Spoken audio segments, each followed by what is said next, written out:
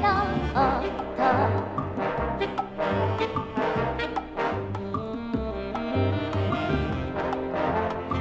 緩やかな丘を縫ってかけてくる馬車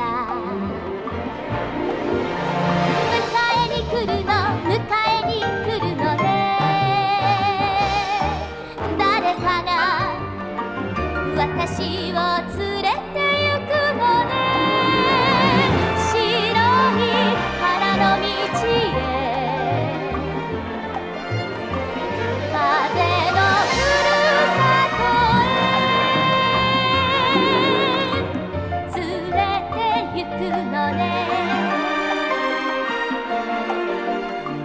連れて行くのね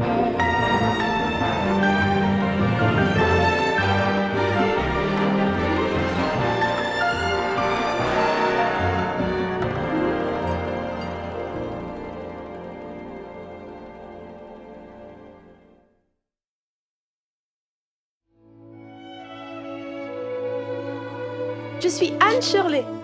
Et vous devez être Monsieur Cuthbert. Je suis très heureuse de vous connaître. Un instant, j'ai eu peur que vous ne veniez pas. Par un beau mois de juin 1870, Matthew Cuthbert était allé à la gare, vêtu de ses habits du dimanche, pour accueillir un jeune orphelin que lui et sa sœur Marilla avaient l'intention d'adopter. Mais seul sur le quai de la gare, il n'y avait qu'une maigre petite fille aux nattes rousses qui Tout l'attendait. est merveilleux ici. C'est vraiment extraordinaire d'avoir un lac à Avonlea, Monsieur Cuthbert.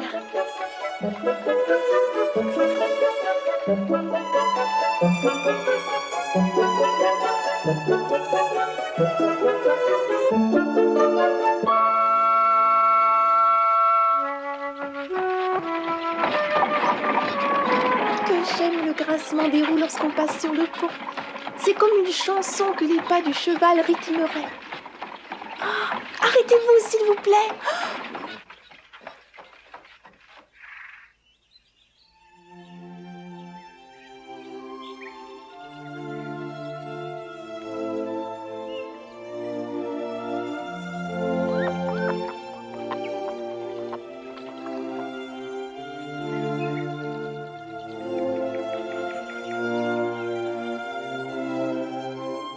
Ces pruniers qui se reflètent sur le lac me font penser à des ballerines en tutu qui danseraient sur un immense miroir. C'est à vous couper le souffle, Monsieur Cuthbert. Ah! Oh!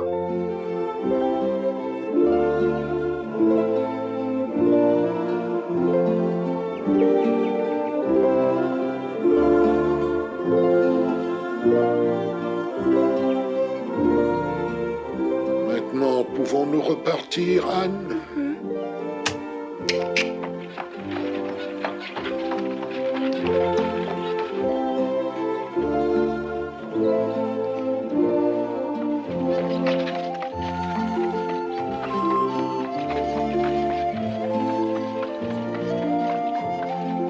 Je te souhaite une bonne nuit, cher lac au miroir. Je souhaite toujours bonne nuit à toutes les choses que j'aime. Vous savez, Monsieur Cuthbert, je pense que ça leur fait plaisir. Oh, regardez, on dirait vraiment que le lac me sourit, vous ne trouvez pas? Oh, tu sais, ton lac n'est qu'une mare. C'est la mare des Barry. Oh. Oh. Oh. Pour moi, c'est quand même le lac au miroir. Oui, ce nom lui convient. J'en suis sûre à cause du petit frisson. Quand je trouve un nom qui convient à une chose, j'ai toujours un petit frisson. Est-ce que certaines choses vous donnent le frisson?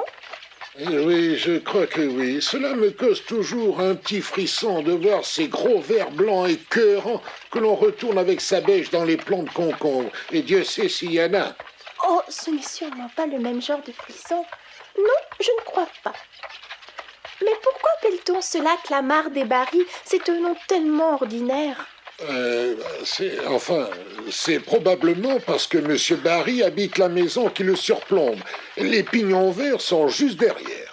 Oh oui! Est-ce que par hasard, M. Barry a une petite fille? Pas trop petite, je veux dire une fille qui aurait environ mon âge. Hein?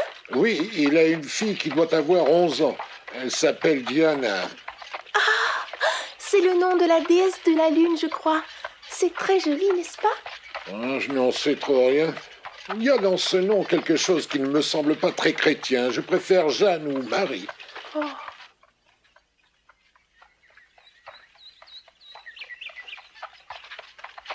Nous sommes presque arrivés. Tu vois, petite, la maison... Oh non, non, non, non, non, non, non, je vous en prie. Ne me le dites pas, s'il vous plaît. Je suis sûre de deviner juste.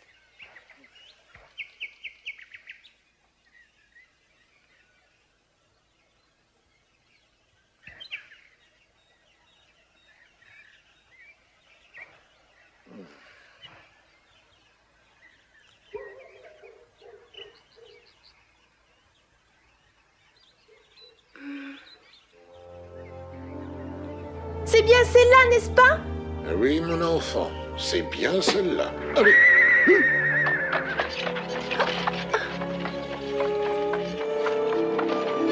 Mais tu n'as aucun mérite à l'avoir reconnue. Madame Spencer te l'avait décrite. Oui, mais tout ce qu'elle m'avait dit aurait pu s'appliquer à n'importe laquelle de ces maisons, vous savez, Monsieur Cuthbert. Je ne savais vraiment pas à quoi elle ressemblerait. Mais quand je l'ai vue, j'ai tout de suite senti que c'était elle, ma maison. Ah, je crois rêver encore. Mon bras droit doit être tout couvert de bleu tellement je me suis pincée depuis le coude jusqu'en haut de l'épaule. J'avais une peur horrible à tout moment. J'avais peur que ce ne soit qu'un rêve et je me pinçais pour être sûre. Maintenant, je sais que c'est la réalité. Nous sommes arrivés à la maison.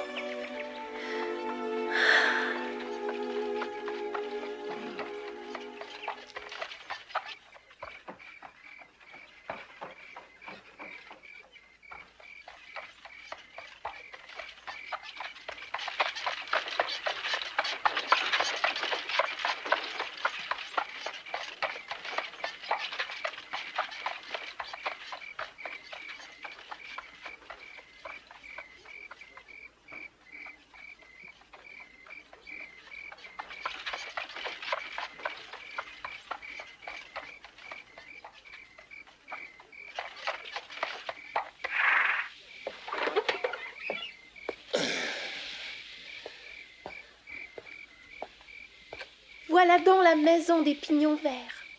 C'est encore plus joli que dans mes rêves les plus fous.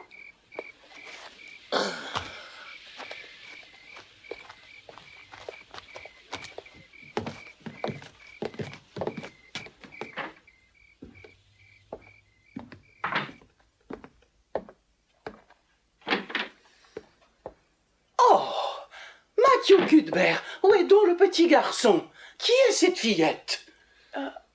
Il n'y avait pas de petit garçon. Je n'ai trouvé que cette petite fille, Marie-là. Pas de petit garçon? C'est impossible, je ne peux pas le croire. Dans le mot que nous avons envoyé à Madame Spencer, nous lui demandions un petit garçon. Et oui, mais c'est elle qu'elle nous a envoyé. Elle l'a confié au chef de gare avant de continuer son voyage. C'est ce qu'il m'a dit lorsque je suis arrivé. Quoi? Tu n'as pas vu Madame Spencer? Eh bien, non.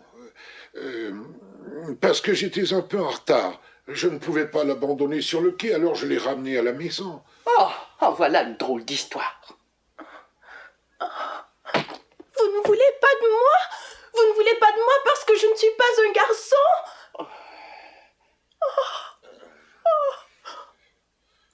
J'aurais dû m'en douter. Personne n'a jamais voulu de moi. J'aurais dû savoir que tout cela était trop beau pour durer. J'aurais dû le savoir. Qu'est-ce que je vais devenir maintenant? Qu'est-ce que je vais devenir? Je vois bien que personne ne voudra jamais de moi. Ce serait comme ça toute ma vie. Je suis trop malheureuse.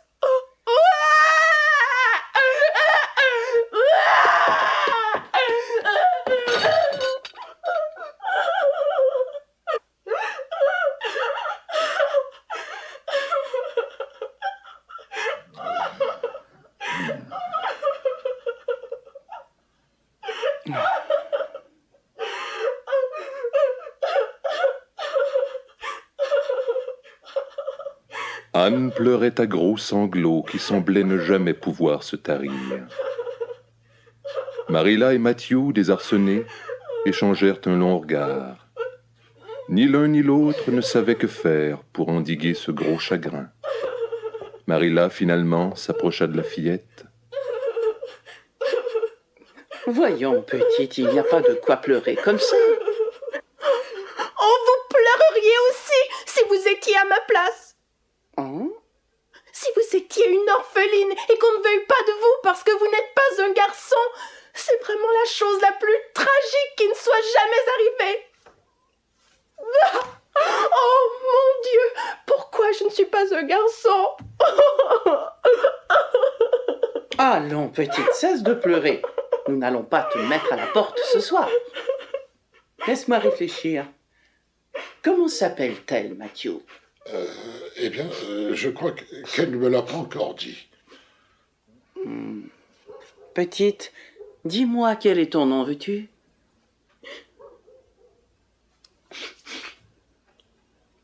Eh bien, j'aimerais que vous m'appeliez Cordelia. Oh, tu aimerais que je t'appelle Cordelia? Est-ce vraiment ton prénom? Non, pas tout à fait, mais j'adorerais que vous m'appeliez Cordelia. C'est un prénom tellement distingué. Si j'avais le choix, c'est comme ça que je me serais appelée. Hein? Eh bien, si Cordelia n'est pas ton nom, quel est-il? Puis-je savoir quel est votre véritable nom, mademoiselle? Je m'appelle Anne Shirley. Mais appelez-moi Cordelia, s'il vous plaît, madame. Puisque de toute façon, je ne resterai pas chez vous, qu'est-ce que ça peut vous faire de m'appeler Cordelia ou Victoria ou n'importe quoi? Je vous en prie. Je n'aime pas du tout Anne, c'est un nom tellement plus romantique. Que vient faire le romantisme ici? C'est ridicule. Anne est un bon prénom, ordinaire, solide et raisonnable. Tu n'as pas à en avoir honte. Je n'en ai pas honte du tout, madame, mais Cordelia me plaît davantage. J'ai toujours imaginé que l'on m'avait donné le joli prénom de Cordelia. Mais quand j'étais toute petite, je rêvais de m'appeler Géraldine. Quoi qu'il en soit, si vous voulez m'appeler Anne, appelez-moi Anne avec un E à la fin, s'il vous plaît.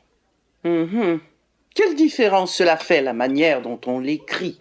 Oh, ça fait une grande différence. Anne avec un E a bien meilleure apparence. Quand vous entendez un nom, vous ne le voyez pas écrit? Moi, je l'imagine tout de suite et je vous assure que Anne avec un E fait bien plus distingué. Et si vous voulez bien m'appeler Anne avec un E, je ferai un effort pour ne pas exiger qu'on m'appelle Cordelia. Eh bien, d'accord. Et maintenant, Anne de N, peux-tu me dire comment on a commis une pareille erreur? Il n'y avait pas de garçon dans ton orphelinat? Oh si, il y en avait plein. Mais Madame Spencer a dit très clairement que vous désiriez une fille, et c'est moi que la directrice a choisi. J'étais tellement heureuse si vous saviez que je n'ai pas pu fermer l'œil de la nuit. Pourquoi ne m'avez-vous pas dit à la gare que vous ne vouliez pas de moi? Si seulement je n'avais pas vu le chemin blanc des délices et le lac aux miroirs, ce ne serait pas si difficile. Vous m'avez laissé rêver tout le long du chemin, m'imaginer que j'avais enfin trouvé une famille à aimer, et tout ça pour rien. Mais enfin, Mathieu, de quoi parle cet enfant? Je ne sais pas exactement. Tu sais, elle parle beaucoup. Elle n'a d'ailleurs pas arrêté une seconde depuis la gare jusqu'à la maison. Et il se fait tard, je vais aller rentrer la jument, Marilla. Et j'ai faim, tâche que le thé soit prêt à mon retour. Est-ce que Madame Spencer a ramené quelqu'un d'autre de l'orphelinat? Oui, elle a pris Lily Jones pour elle-même. Lily Jones n'a que 5 ans et elle est très belle. Elle a des cheveux couleur noisette. Est-ce que vous me garderiez si j'étais très jolie et que j'avais de beaux cheveux couleur noisette? Non, petite. Nous voulons un garçon pour aider mon frère Mathieu aux travaux de la ferme. Une fille ne nous serait d'aucune utilité. Ce sont de durs travaux, tu sais, mon enfant. Enlève ton chapeau maintenant. Je vais l'accrocher dans l'entrée. D'accord. Tu vas passer la nuit ici et demain nous aviserons.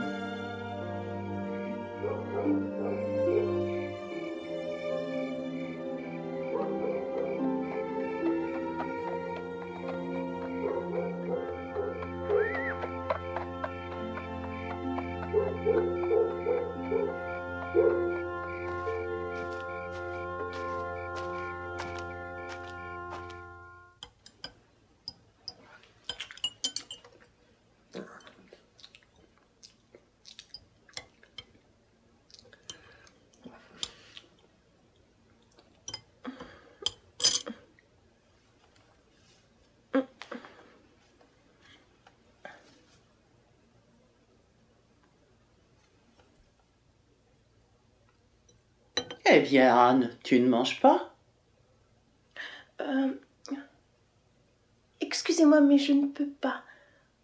Je ne peux manger quand je suis en proie au plus profond des désespoirs. Pouvez-vous manger lorsque vous êtes plongé dans les abîmes du désespoir? Je l'ignore, je n'ai jamais été plongé dans les abîmes du désespoir. Vous n'avez jamais... Mais est-ce que vous avez au moins imaginé ce que ça pouvait être? Vous avez dû y penser quelquefois. Non, jamais. Oh, c'est un sentiment fort désagréable, vous savez. Quand vous essayez de manger, une boule se forme dans votre gorge et vous ne pouvez plus avaler. Il n'y a rien qui passe. Même s'il s'agit de quelque chose de très bon, comme le caramel au chocolat. Oh oui, une fois, il y a 2 ans, j'ai eu l'occasion de manger un caramel au chocolat. C'est tout simplement délicieux. Et depuis, j'ai souvent rêvé que je disparaissais sous une tonne de caramel au chocolat. Mais dès que je veux les manger, je me réveille. J'espère que vous ne vous sentirez pas offensé parce que je ne mange pas. Tout est extrêmement bon, mais je n'arrive pas à avaler, madame.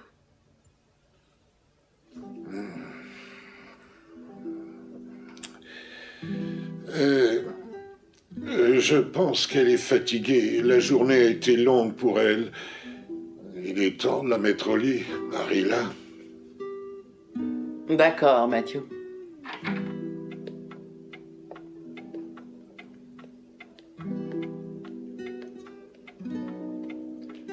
Prends tes affaires.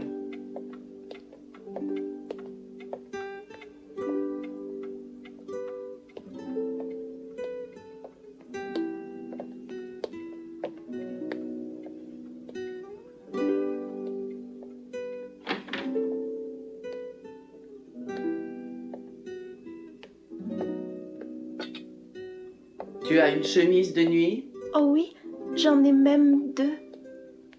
C'est la directrice de l'orphelinat qui me les a faites, mais elles sont terriblement étriquées. Il n'y a jamais assez de tissu dans un orphelinat, surtout dans un pauvre comme le nôtre.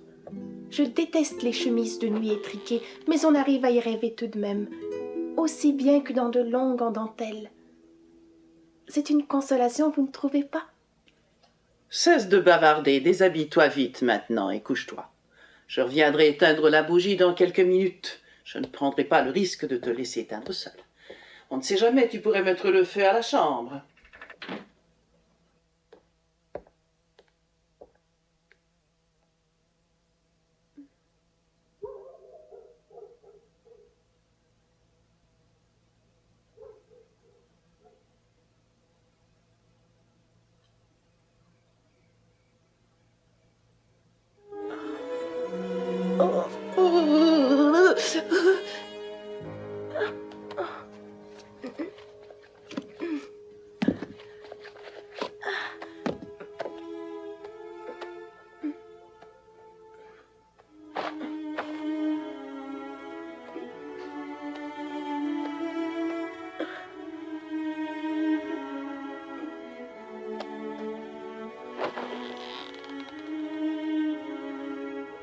J'espère qu'elle va bien dormir.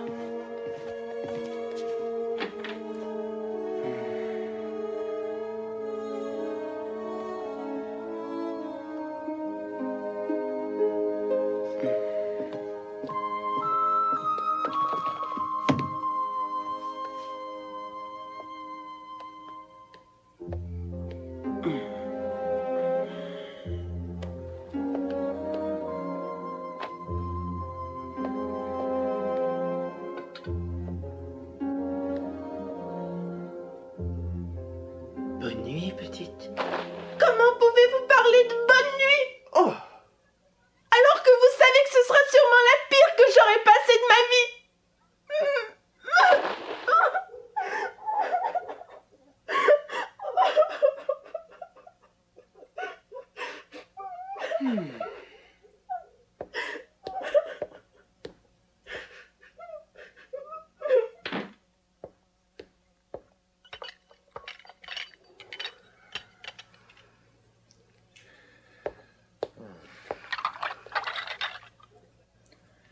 Eh bien, nous voilà dans de beaux draps.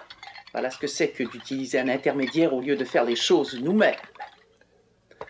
L'un de nous deux devra prendre la voiture et aller trouver Madame Spencer demain matin. Cette petite fille doit retourner à l'orphelinat. Oui, je suppose que oui, Marie-là. Comment ça, tu supposes, Matthew? Est-ce que tu n'en es pas sûr? Eh bien, disons que cette enfant est très mignonne et très attachante.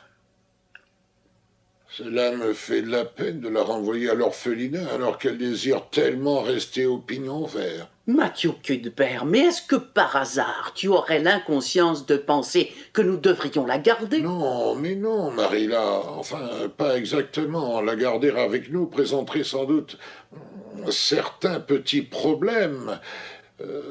Mais rien de bien grave, à mon avis, et ça vaut la peine de faire un effort.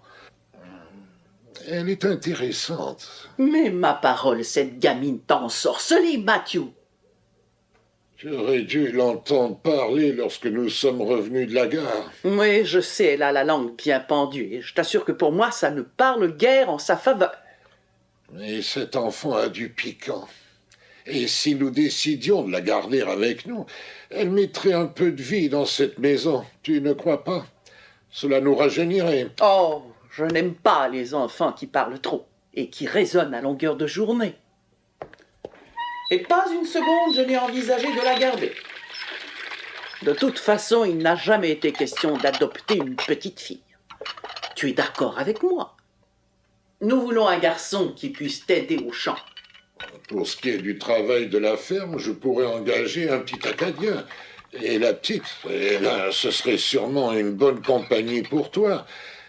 Je n'ai pas besoin qu'on me tienne compagnie. Et je t'avertis que je ne la garderai pas.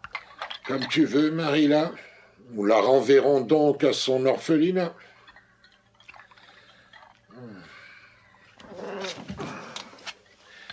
Je vais me coucher. Bonne nuit.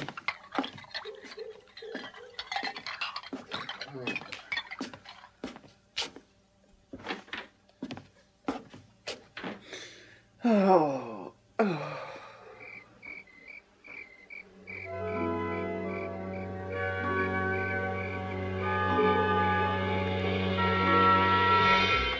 De quoi demain sera-t-il fait?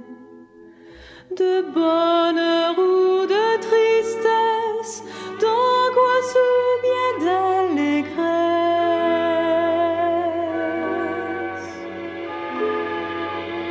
De quoi demain sera-t-il fait?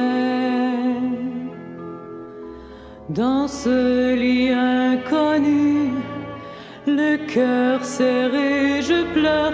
Dis-moi, mon rêve, serais-je le bienvenu? Et j'ai peur, et j'ai peur, et j'ai si peur.